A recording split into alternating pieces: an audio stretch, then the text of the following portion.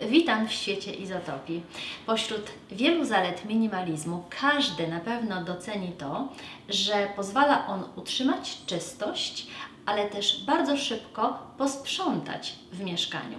W dzisiejszym odcinku pokażę właśnie, jak ja sobie radzę z takim szybkim i efektywnym sprzątaniem mojego mieszkania. Zapraszam.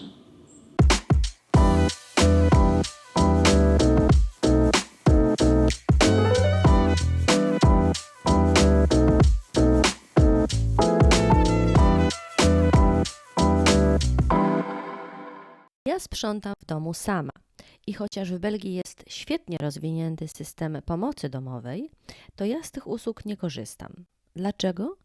Bo przy mojej siedzącej pracy i długich godzinach przed komputerem każda okazja do ruchu i wysiłku fizycznego jest z korzyścią dla zdrowia. Ze względów więc zdrowotnych i finansowych sama dbam o czystość i porządek. Ja bardzo lubię mieć wokół siebie porządek, ale nie za cenę długich godzin w każdy wolny od pracy dzień. Pracuję na pełen etat, co w praktyce oznacza więcej niż 8 godzin dziennie.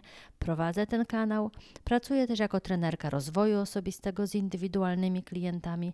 Mam rodzinę i przyjaciół, z którymi bardzo lubię spędzać czas. W dodatku mam też świadomość upływającego czasu i choć cieszę się dobrym zdrowiem, to z czasem sił raczej ubywa. Wybrałam minimalistyczny styl życia właśnie z powodu jego praktyczności i efektywności. Dokładne sprzątanie całego mieszkania robię raz na 2 tygodnie. Zawsze jest to jakiś dzień weekendowy, sobota, czasem niedziela, bo w tygodniu do późna pracuję. Mieszkam przeważnie sama, choć czasem przebywa u mnie syn albo ktoś z rodziny. Ponieważ o porządek dbam na co dzień, a mieszkanie jest tak urządzone, że łatwo utrzymać je w czystości, to czyszczenie, mycie, odkurzanie wystarczy robić raz na 2 tygodnie. To mi daje cały wolny weekend co drugi tydzień. Oczywiście w kuchni czy w łazience trzeba na bieżąco usuwać zabrudzenia, no ale o tym opowiem więcej za chwilę. Dla mnie sprzątanie składa się głównie z 2 etapów. Pierwszy to porządkowanie przestrzeni, układanie rzeczy tak, żeby był łatwy dostęp do mycia i odkurzania. Ten pierwszy etap zawiera więc chowanie rzeczy do szafek, odkładanie na właściwe miejsce, czyszczenie blatów itd. Dzięki minimalizmowi ten pierwszy etap właściwie całkowicie wyeliminowałam. Zaczęłam bowiem stosować zasadę dotknij tylko raz, o której mówiłam już kiedyś. Przypomnę tutaj, że chodzi o to, że jak już mam w ręce jakąś rzecz, to od razu kładę ją na docelowe miejsce. Po zakończeniu pracy na przykład składam i chowam na miejsce rzeczy biurowe. To samo z ubraniami, książkami, papierami. Kuchnię też zaraz porządkuję po gotowaniu. Oczywiście nie jest tak zawsze i w 100%, bo czasem w życiu różnie bywa, a ja przecież jestem tylko człowiekiem, a nie zaprogramowanym robotem. Jednak w 90% mam już ten nawyk wyrobiony odkładania na miejsce i robię to prawie automatycznie bez wysiłku. Drugi etap to odkurzanie, mycie, wycieranie i czyszczenie. Tego wyeliminować się nie da, bo kurz i brud zbiera się podczas normalnego użytkowania rzeczy i pomieszczeń.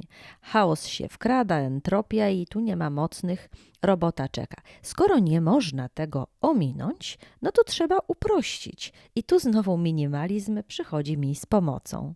Po publikacji odcinka o korzyściach płynących z małej szafy zrobiłam ankietę wśród moich widzek, która z tych korzyści jest dla nich najważniejsza.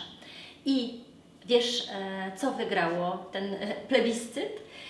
Największą korzyścią było komfort i czystość i higiena korzystania właśnie z takiej małej szafy. Aż 47% odpowiedzi wybrało to właśnie jako największą zaletę korzystania z małej szafy. I tak samo, dokładnie tak samo jest z mieszkaniem. Ja mam u siebie puste, niezastawione przestrzenie. Na półkach nie mam zastępu bibelotów, które zbierają kurz i dzięki temu sprząta mi się szybko, łatwo i bez wysiłku.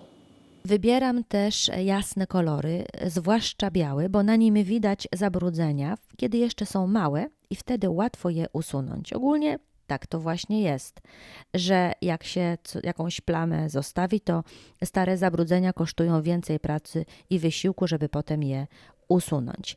Wybieram też bardzo proste formy wszystkich przedmiotów, bez zakamarków, bez załamań, w których gromadzi się brud, a do których trudno się dostać. Tu prostota sprawdza się po raz kolejny.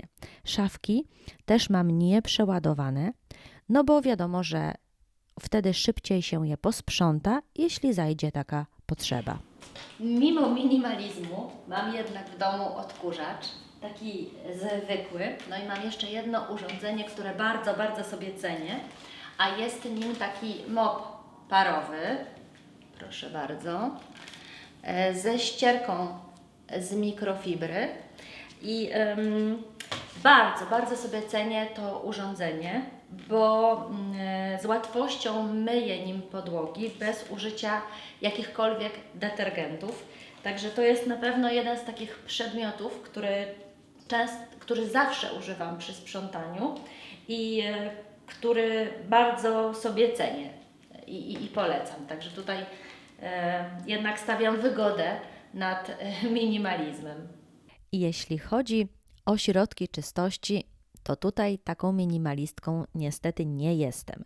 Mam płyn do łazienki usuwający kamień, żel z chlorem do dezynfekcji i usuwania nalotów, płyn do szyb i odtłuszczający płyn do sprzątania kuchni. Próbowałam zastąpić te produkty jakimś jednym, takim bardziej ekologicznym, uniwersalnym, no ale nie było dobrych efektów i wróciłam do sprawdzonych produktów. Używam za to ścierek z mikrofibry, bo można je prać, są trwałe i usuwają niektóre zabrudzenia w ogóle bez użycia detergentów. Jeśli masz jakieś produkty, takie właśnie uniwersalne albo bardziej ekologiczne, które dobrze Ci się sprawdzają, to koniecznie podziel się ze mną i z innymi widzkami tego kanału tutaj w komentarzach. I jeszcze o jednej rzeczy chciałam powiedzieć, że ja jak sprzątam w domu, to ubieram się oczywiście w takie rzeczy, które są już zniszczone, znoszone, ale nie jakieś poplamione, nie są podziurawione. Dlatego, że nawet jak nikt mnie nie widzi, to chcę się czuć dobrze i zadbanie. Także to, jak się ubieram w domu, to też jest dla mnie ważne. A przy okazji mogę właśnie donaszać jakieś t-shirty czy spodnie, które są już trochę zniszczone i które mają swoją drugą szansę właśnie po domu do sprzątania, czy na przykład, nie wiem, do pracy w ogrodzie. Dzięki temu, że mieszkanie mam niezagracone, że mam tak funkcjonalne, praktyczne rzeczy, że je się szybko, łatwo sprząta, to muszę przyznać, że na sprzątanie poświęcam 2, maksymalnie 3 godziny razy na 2 tygodnie i nie jest to dla mnie jakąś bardzo przykrą czynnością. Nawet powiem szczerze, że trochę to lubię. No a oczywiście zostaje mi jeszcze dużo czasu na inne czynności, które mnie relaksują i które mnie pasjonują, jak na przykład kręcenie tych filmików, czy spotykanie się z przyjaciółmi i z rodziną. Minimalizm to nie religia i nie ma tutaj żadnych dogmatów. Ja mam taki sposób na sprzątanie mojego mieszkania i ułatwianie sobie życia, żeby zaoszczędzić czas na coś innego. Ale jeśli Ty masz inne pomysły, jak usprawnić, uprościć to rutynowe sprzątanie, to koniecznie podziel się ze mną i z widzkami tego kanału w komentarzach. Jeśli odcinek Ci się podobał, to oczywiście poproszę o kciuki pod filmem. To bardzo pomaga w rozwoju mojego kanału. No i zapraszam na następny odcinek za 2 tygodnie.